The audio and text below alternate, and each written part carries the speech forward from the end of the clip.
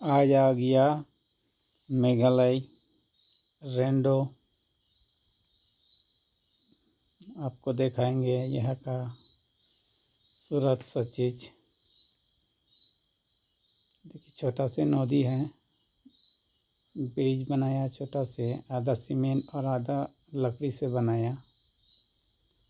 वहाँ पे मेरा बाइक रखा हुआ है, पहले से कोई बैठा हुआ है। देखा जाते हैं कुछ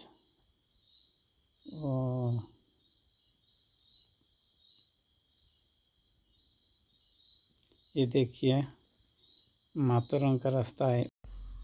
वो सामने जो देखा था येलो कलर का, वो अदरक का गाछ है। अदरक लगाया। रास्ता बहुत खतरनाक है, एक हैंडल से गाड़ी बाइक चला नहीं सकता। देखिए बारिश हुआ है, अगर स्लिप करने नीचे चला जाएंगे।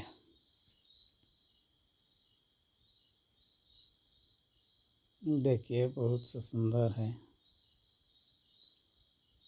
पूरा गड्ढा है।